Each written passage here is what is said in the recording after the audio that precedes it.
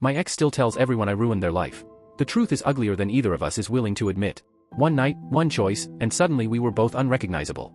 I keep wondering which version of me they'd believe if I finally told them everything. Or if they'd even recognize me at all. She looked me dead in the eyes and said, almost casually, I'm not attracted to you anymore since you got laid off. I need a provider. And I swear, in that moment, something inside me just clicked. I didn't argue. I didn't beg. I simply smiled and said, I completely understand. What she didn't know, what she couldn't have known, was that while she was busy writing my obituary as a broke boyfriend, I'd already accepted a remote job offer for $300,000 in tech.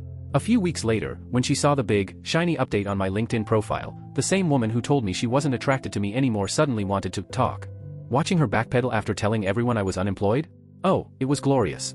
Like watching someone dig their own social grave with a backhoe while I lounged nearby in a lawn chair with a margarita in hand. Honestly, it was better than therapy. And therapy where I live is $200 an hour. So let me tell you how my relationship went from happily ever after to karma's masterpiece. I'm 34. Rachel, 32. We'd been together a little over 2 years. We met at a housewarming party where she spent 45 straight minutes passionately defending why Coldplay is underrated. They're not, by the way. But she was cute, confident, and smart, and somehow I walked away with her number. The chemistry was instant. Within 9 months, we were sharing an apartment in Chicago, splitting rent, me covering 60%, her 40%. Rachel worked in pharmaceutical sales and made sure everyone knew it within the first 4 minutes of meeting her. I was a senior developer at a mid-sized fintech company called Money Matrix, not its real name, but close enough. The job was fine. Not a dream, not a nightmare. Decent pay, occasional interesting projects, and a boss who only made me question my career choices about once a month. Life was stable. Predictable. Then came the layoffs of 2023. It was a Tuesday morning when that fateful Slack message popped up, all hands meeting at 9:30. And listen, no one in the history of corporate America has ever gotten good news from a surprise all hands. It's like when your doctor says, we need to talk about your test results. They're not about to tell you your blood cells won Employee of the Month. Our CEO appeared on camera with that hostage video face. You know the one, corporate buzzwords dripping from every line. Market conditions. Strategic restructuring. Difficult decisions. It was the corporate version of, it's not you, it's me. By 10:15, a third of the company, including yours truly, had been impacted. Which is a nice, sterile way of saying, tossed out into the void. Honestly, I wasn't crushed.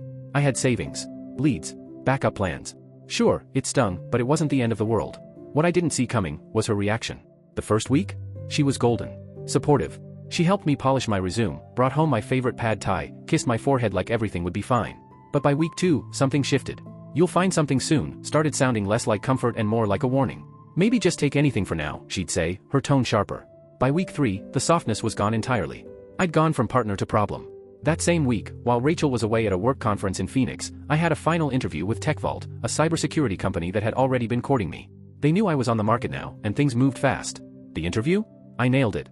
The offer they sent made me sit back in my chair and actually laugh. $300,000 base salary. Full remote. Stock options. A signing bonus big enough to cover our rent for half a year. I was on cloud 9. But I didn't accept it right away. I wanted to negotiate the equity package, and more than that. Rachel and I had always talked about big life moves together. I imagined telling her in person, maybe opening a bottle of champagne, watching the stress melt off her face. I pictured her wrapping her arms around me, relieved, proud. I thought, this would be our comeback moment. Oh, how wrong I was. Rachel flew back in on a Thursday, and I'd mapped out the perfect moment to tell her about the TechVault offer, over dinner that weekend, calm and warm, maybe with a bottle of cheap champagne. I wanted it to feel like good news. Like a turning point. But by Friday night, it was obvious something had changed. I was on the couch, scrolling through job boards with about as much enthusiasm as a DMV waiting line, secretly fine-tuning a counteroffer email to TechVault. The front door opened. She walked in, heels clicking sharp against the hardwood. No hi, no smile, not even a tired sigh. She just dropped her bag on the counter with this heavy, deliberate thud, the kind that announces a conversation is coming whether you want it or not. Then she looked at me. Not like a partner. More like she'd discovered an unidentifiable stain on her favorite designer blouse. We need to talk, she said. And my stomach did that little drop, the one you get when a roller coaster tips over the edge. Because let's be real, no good conversation in the history of relationships has ever started with those 4 words. She sat on the far end of the couch, smoothing down her skirt like she was about to deliver a TED talk on heartbreak. She inhaled deeply, gaze locked forward. I've been doing a lot of thinking, she began, calm, clinical, like a doctor about to say, it's terminal. And I've realized something important about myself. I closed my laptop. If someone's about to metaphorically kick your ribs in, you at least give them your full attention. I need a provider, she said, tilting her chin up ever so slightly. I've always pictured myself with someone successful, someone established. When we met, you had a good job, a career path. But now, she gestured vaguely at me like my unemployment was some kind of rash she didn't want to touch. Are you breaking up with me because I got laid off? I asked. Not bitter. Just curious. She hesitated for half a second. It's not just the job, she said, except every muscle in her face screamed that it was absolutely the job. I've realized I'm not attracted to you anymore. Physical attraction is tied to success for me. It's just how I'm wired. She softened her voice, like that made it noble. I care about you. I do. But I need financial stability. A partner who can provide that. This whole situation made me realize that. I stared at her, waiting for the punchline. Spoiler alert, there wasn't one. So let me get this straight, I said slowly. A mass layoff made me physically unattractive to you? I know it sounds shallow, she admitted, about as self-aware as a goldfish, but I need to be honest about my needs. I want a man who provides security. Who has ambition. Watching you just sit around applying for jobs that are beneath you, it's changed how I see you. In that moment, as she calmly explained how my temporary unemployment had made me, well, undateable in her eyes, I made a quiet decision. I wasn't going to tell her about TechVault. Not now. The dinner surprise I'd planned suddenly felt like handing flowers to someone who just shoved you off a cliff. I understand, I said evenly. That threw her. She'd expected tears. Begging. Rage. Something. So, you get where I'm coming from? She asked, cautious now. Completely, I assured her. You want someone successful. Someone who can provide security. Relief flooded her face like she dodged a bullet. I'm so glad you understand. I was worried you'd think I was being shallow. Oh, you are being shallow, I said matter-of-factly. I just understand it. Her relief curdled into anger. That's not fair. It's fine, Rachel. We all have our priorities. Yours is apparently dating a W-2. She shot to her feet, arms crossed, cheeks flushing pink. That's not what this is about. It literally is, I said, reopening my laptop. You just spent 5 minutes explaining exactly that. So what now? I asked, glancing up. Are we breaking up? She faltered, crossed her arms tighter. I think we should take a break, she finally said, coding it with that forced gentleness people use when explaining death to a child. I'm not saying it's over forever, but I need to reassess. A break, I repeated. Meaning, you want to see other people. Let's be honest. She probably already had someone lined up. The new regional director she'd been name-dropping lately was the prime suspect. I think that would be healthy, she said softly. Okay, I replied. My calm acceptance rattled her more than any argument could have. She lingered awkwardly, clearly waiting for me to grovel or plead. When I didn't, she retreated to the bedroom, closing the door so gently it somehow felt sharper than a slam.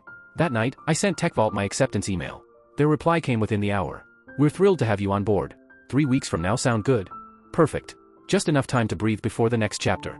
Over the weekend, Rachel treated me like I was some tragic art installation, soft voice, careful words, avoiding eye contact unless absolutely necessary.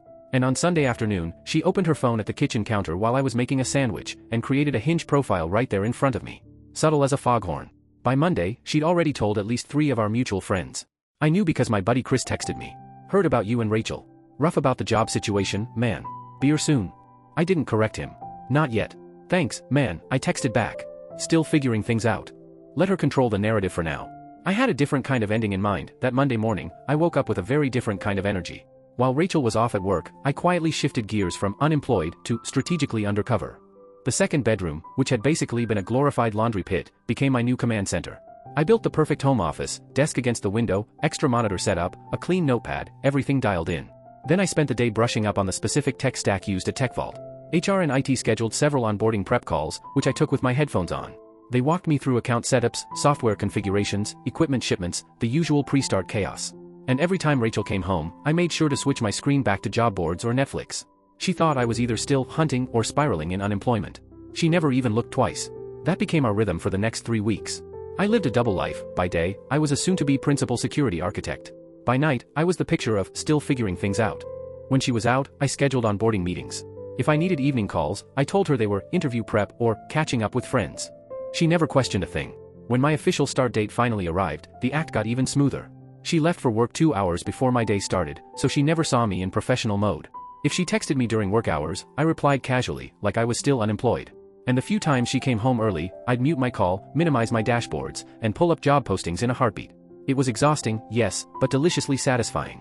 Then came the moment I'd been waiting for.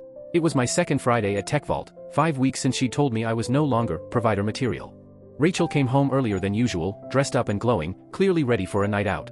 I was in the office, on mute during a team call about the security architecture I'd be overseeing. Hey, she said, leaning against the doorframe. I'm going out with some work friends. Don't wait up. I gave her a casual thumbs up without even pausing my screen share. Once my shift ended, I did something I'd been anticipating since the day she told me she needed a provider. I finalized my HR paperwork, confirmed my direct deposit, and then I hit share update on LinkedIn. Excited to announce that I've joined TechVault as a principal security architect. After an unexpected departure from Money Matrix, I'm thrilled to take this next step in my career.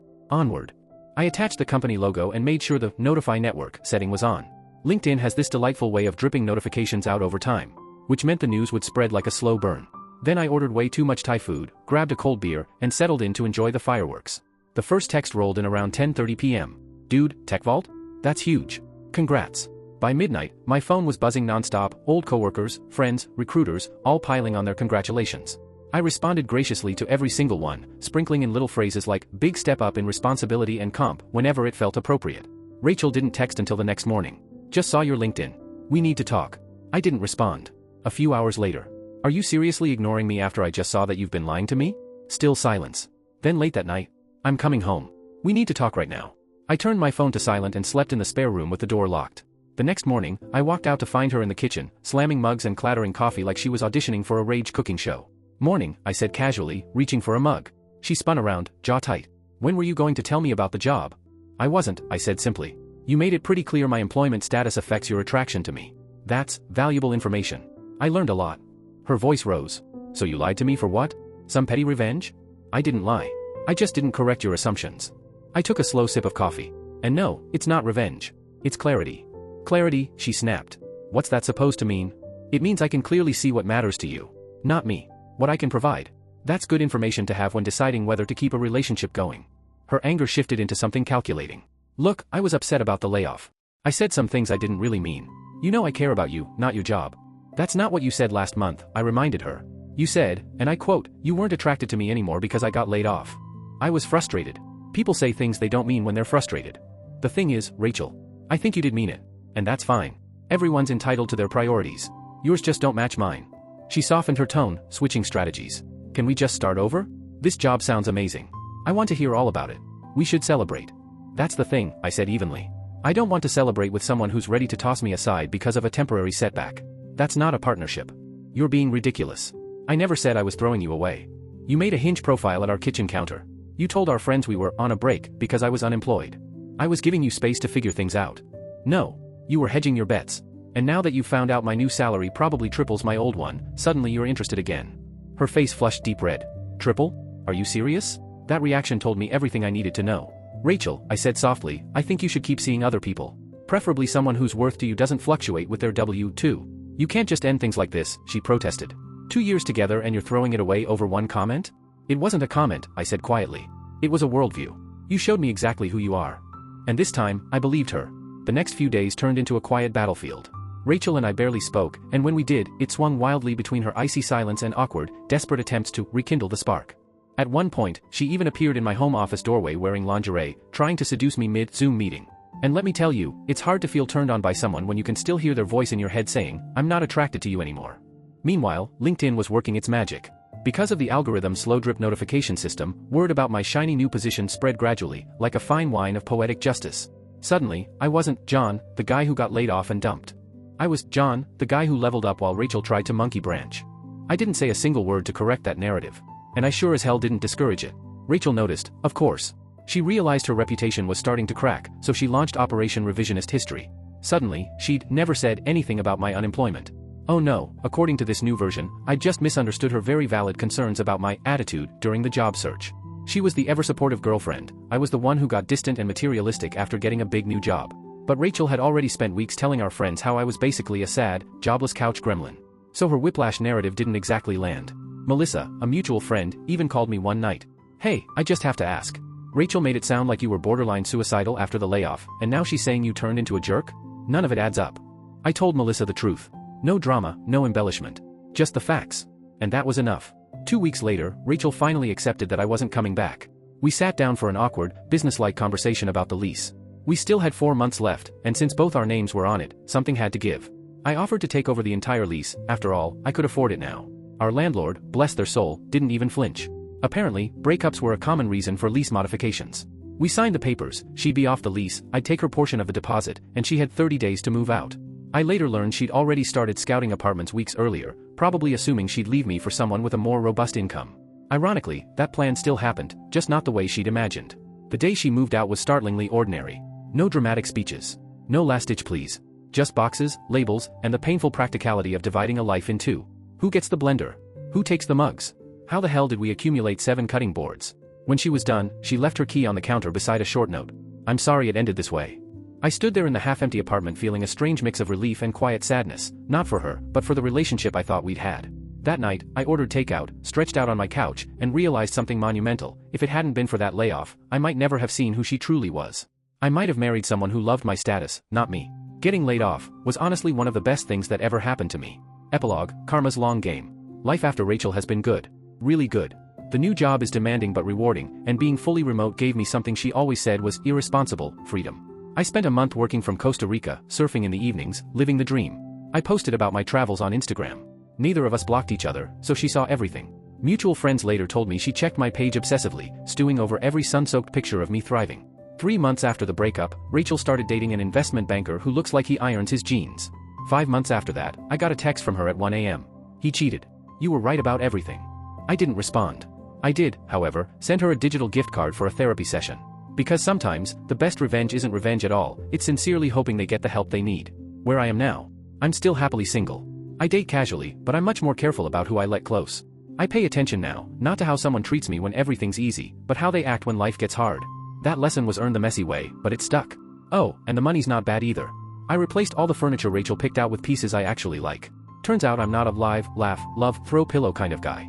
Who knew? This story blew up online, so here are a few answers to the common questions people keep asking. Yes, the job is real. Cybersecurity architects with my experience really do make that kind of money, especially in fintech. No, I didn't trick Rachel. I planned to tell her about the offer that weekend.